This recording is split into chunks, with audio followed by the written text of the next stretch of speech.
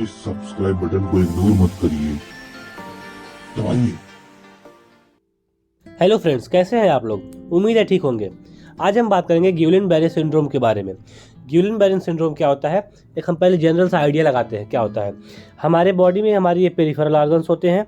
ये peripheral organ हो गए हमारे हाथ और हमारे पैर, ठीक है। हमारे हाथ और पैर हमारे पेरिफेरल ऑर्गन हो गए। तो जो इसमें ऐसे जो नर्व्स होती है, मतलब न्यूरॉन्स जो आते हैं यहाँ पे, ये न्यूरॉन्स हमारे बॉडी में मैसेजेस लेकर आते हैं। तो जो हम चाहते हैं वो होता है। जैसे कि हम अगर हाथ को मोड़ना चाहेंगे तो हमारे ब्रेन एक इलेक्ट्रिक सिग्नल देगा जो हमारे हाथ तक आएगा न्यूरॉन्स के थ्रू, ठीक है। तब हम हाथ को मोड़ेंगे, हमको जो कुछ भी करना होगा हमारा ब्रेन एक सिग्नल देता है जिसकी वजह से हम सारे काम को करते हैं। तो इस सिंड्रोम में क्या होता है, ग्यूलिन-बेरे सिंड्रोम में क्या होता है, जो हमारे पेरिफेरल ऑर्गन्स होते हैं, जो हमारे मतलब हाथ और पैर हो गए, इनमें जो न्यूरॉन्स होते हैं उनके ऊपर ऐसे माइलिन शीथ होता है। नॉर्मली माइलिन शीथ होता है। ये जो हम देख रहे हैं ये माइलिन शीथ है। तो ये माइलिन शीथ क्या होता है, ये डिकम्पोज होता है। क्यों होता है? हमारे बॉडी की इम्यूनिटी की वजह से, कभी कभी क्या होता है ऑटो इम्यूनिटी की वजह से ये डिकम्पोज हो जाता है। यहाँ पे इन्फ्लामेशन होता है और डिकम्पोजिशन होता है, जिसकी वजह से ये जो नर्व मैसेजेस को पास कर रहा था, जो न्यूरॉन्स मैसेजेस को लेकर आ रहा था हमारे ब्रेन से हमारे हाथ तक कि हमको हाथ मोड़ना है या फिर कुछ भी करना है, तो ये सारी चीज़ें रुक जाएंगी या तो बहुत स्लो हो जाएंगी। तो जिसकी वजह से हमको तमाम कॉन्सिक्वेंसेस देखने को मिलते हैं। अब हम इसका डेफिनेशन समझते हैं। एक जनरल आइडिया होने के बाद डेफिनेशन समझना ईजी हो जाएगा। GBS यानी ग्यूलिन-बेरे सिंड्रोम, इसको हम पॉलीरेडिक्यूलोन्यूराइटिस भी बोलते हैं। इसका क्या होता है, इसका definition, GBS is an acute rapid disease. ये एक एक्यूट रैपिड डिजीज होता है विथ प्रोग्रेसिंग, मतलब ये प्रोग्रेस करते रहता है। असेंडिंग मतलब थोड़ा सा ही ज़्यादा होता जाता है, ठीक है। फिर इन्फ्लामेटरी होता है, इन्फ्लामेशन होता है क्योंकि ऑटो इम्यूनिटी की वजह से हो रहा है हमारे बॉडी के। और क्या हो रहा है, डिमाइलिनेटिंग मतलब पॉलीन्यूरोपैथी, हमारे न्यूरॉन्स में पैथोलॉजिकल कंडीशन जनरेट हो रहा है तमाम, एक न्यूरॉन में नहीं कई सारे न्यूरॉन में, इसलिए पॉली वर्ड यूज किया गया है। न्यूरोपैथी मतलब न्यूरॉन में पैथोलॉजिकल कंडीशन हो रहा है, ठीक है। तो इसको हम कहते हैं polyneuropathy of peripheral sensory and motor nerve. कहाँ पर हो रहा है ये? पेरिफेरल मतलब हमारे हाथ और पैर। सेंसरी मतलब जो हम किसी चीज़ को टच करके हम फील करते हैं, और मोटर नर्व मतलब हम कोई भी काम कर रहे हैं, हमारे ब्रेन ने मैसेज किया, हमने कुछ काम किया। और सेंसरी मतलब हम किसी चीज़ को फील किया और ब्रेन तक मैसेज किए, उसको सेंसरी कहते हैं। तो जो दोनों तरह का काम होता है इसकी वजह से रुक जाता है। अब हम इसके कॉजेज़ देखते हैं। इसके कॉजेज़ तो पहली बात तो अननोन है, मतलब इसके बारे में ज़्यादा कुछ आइडिया नहीं है, लेकिन कुछ फैक्टर्स ऐसे हैं जिनको हम मानते हैं कि हाँ ये ग्यूलिन-बेरे सिंड्रोम को कॉज करते हैं। जैसे upper respiratory infection, GI infection, mycoplasma pneumonia, HIV, जिसकी वजह से हमारे बॉडी को ही हार्म करना शुरू कर देती है, जिससे हमको ऐसे तमाम कॉन्सिक्वेंसेस देखने को मिलते हैं। अब हम देखेंगे इसे sign and symptom. Sign and symptom में क्या होता है, पहली बात तो वीकनेस हो जाएगी। वीकनेस क्यों होगी? क्योंकि जाहिर सी बात है कि अगर नर्व इम्पल्सेस नहीं पास ऑन होंगे तो कोई भी मैसेज नहीं मिलेगा, तो हमारी बॉडी अनेबल हो जाएगी कि किसी चीज़ को परफॉर्म करने में। तो वीकनेस फील होगा। डिस्काइनेसिया होगा, मतलब इनवॉलेंट्री मसल मूवमेंट, मतलब हमारे कंट्रोल से बाहर हो जाएगा जो हमारा मसल मूवमेंट होता है।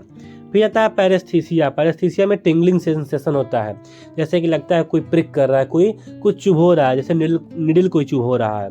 फिर आता है क्वाड्रिप्लेजिया में क्या होता है, नेक के नीचे जितने भी हमारे बॉडी पार्ट होते हैं सारे क्या हो जाएंगे, पैरालिसिस हो जाएंगे। बस हमारे नेक, बस हमारा पैरालिसिस नहीं होता, हमारा हेड जो बस पैरालिसिस नहीं होता है।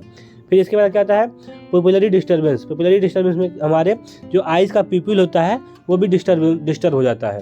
फिर आता है एरर रिफ्लेक्सिया में क्या होता है, न्यूरोलॉजिकल रिफ्लेक्स जो होते हैं वो प्रेजेंट नहीं होते हैं। जैसे कि हमारे बॉडी में जो न्यूरोलॉजिकल रिफ्लेक्स होते हैं, जैसे कि हम किसी चीज़ को टच करते हैं तो अचानक से हाथ हटा लेते हैं। जैसे कोई गर्म चीज़ को टच कर लिया तो अचानक से हाथ हटा लिया, हम उधर देखे नहीं लेकिन हम जान गए, तो वो क्या है, एक न्यूरोलॉजिकल रिफ्लेक्स है। तो ये सब हमारे बॉडी में कम हो जाएंगी या फिर प्रेजेंट ही नहीं रहेंगी, ठीक है। फिर आता है असेंडिंग वीकनेस, हमारे बॉडी में वीकनेस बढ़ती जाती है। फिर आता है डिफ़िकल्टी इन टॉकिंग, बात करने में दिक्कत होता है। चीव करने मतलब किसी चीज़ खाने को चबाने में दिक्कत होता है, खाने को निगलने में दिक्कत होता है। क्यों? क्योंकि क्रेनियल नर्व का भी इन्वॉल्वमेंट हो जाता है इसमें, ठीक है। मतलब यहाँ पर भी जो माइलिन सीट है वो डैमेज हो जा रहा है। फिर आता है डायग्नोस्टिक इवैल्यूएशन, हम इसको कैसे डायग्नोसिस करेंगे। सबसे पहले तो हम फिजिकल एग्जामिनेशन करेंगे, उसके साइन सिम्टम्स को देखेंगे, फिर हिस्ट्री कलेक्शन करेंगे उसका हिस्ट्री कलेक्शन में सब कुछ पूछेंगे, कैसे इसको पहले कोई परेशानी तो नहीं थी, अभी क्या दिक्कत है, सारी चीज़ों को हम पता करेंगे। उसके बाद CSF का एग्जामिनेशन करते हैं और फिर इलेक्ट्रोफिजियोलॉजिकल स्टडी करते हैं। इन सारी चीज़ों से हमको पता चलता है कि हाँ इंसान के अंदर ग्यूलेन बैरे सिंड्रोम है या नहीं। फिर आता है मैनेजमेंट में क्या करते हैं, सपोर्टिव केयर, मतलब डिपेंड करता है कि कौन से सिम्टम्स उसको देखने को मिलते हैं, उस हिसाब से हम सपोर्टिव केयर देते हैं।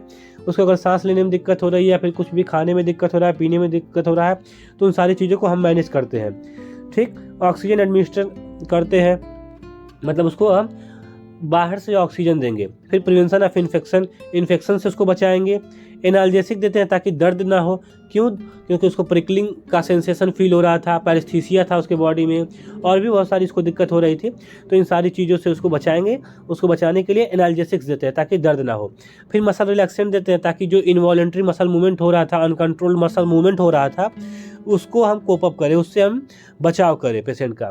फिर क्या देते हैं, high dose immunoglobulin therapy is use to reduce the severity of the episode. हम हाई डोज यूज करते हैं इम्यूनोग्लोबुलिन का ताकि जो ऑटो इम्यून है ये हमारे बॉडी में, इसको हम मैनेज कर सकें। फिर आता है नर्सिंग मैनेजमेंट में क्या करते हैं हम, मॉनिटर पेशेंट रिस्पायरेटरी फंक्शन। जो पेशेंट का रिस्पायरेटरी फंक्शन है उसको हम मॉनिटर करते रहेंगे, क्योंकि अगर सांस रुक जाएगी किसी भी कारण से तो फिर पेशेंट को दिक्कत हो जाएगा, क्योंकि सबसे इम्पॉर्टेंट जो होता है हमारे बॉडी में सांस चलनी चाहिए, ठीक है। फिर आता है change position frequently to avoid pressure sore. हम उसका जो पोजीशन है उसको चेंज करते रहे ताकि प्रेशर सोर ना हो। फिर उसको ऑक्सीजन थेरेपी देंगे, ठीक है। फिर क्या आता है, food should be given by NG tube. अब चूंकि उसको स्वेलोइंग में दिक्कत हो रही थी, चीविंग करने में दिक्कत हो रही थी, खाने को चबाने में और निगलने में दिक्कत हो रहा है, इसलिए हम उसको एनजी ट्यूब लगा के उसको खाना देंगे, ठीक है, ठीक। उसके बाद आता है pass catheter to prevent bed wetting. अब उसके बॉडी में जो भी कंट्रोल है वो लूज कर चुका है, तो पॉसिबल हो सकता है कि वो बेड वेटिंग कर दे, मतलब यूरिन पास कर दे बिस्तर पर ही, तो उसके लिए हम कैथेटर लगा के रखेंगे ताकि वो बेड वेटिंग ना करे, ठीक है। फिर आता है provide skin care to prevent from skin breakdown. क्या करते हैं, स्किन केयर हम करते रहते हैं ताकि उसकी स्किन में ब्रेकडाउन ना हो, क्योंकि ऐसे पेशेंट क्या होते हैं जनरली लॉन्ग टर्म के लिए एडमिट होते हैं हॉस्पिटल में, क्योंकि इनका जल्दी ठीक होना, इनका प्रोग्नोसिस इतना अच्छा नहीं होता है, ठीक है। तो इसकी वजह से हम उनका स्किन केयर करते रहेंगे ताकि स्किन में कोई ब्रेकडाउन ना हो, जिसकी वजह से कोई इन्फेक्शन ना हो, कोई अल्सर ना हो, सारी चीज़ों से बचाने के लिए, ठीक। फिर कह रहा है गेट फिजियोथेरेपी सर्विसेज। हम उसको फिजियोथेरेपी सर्विस प्रोवाइड कराएंगे।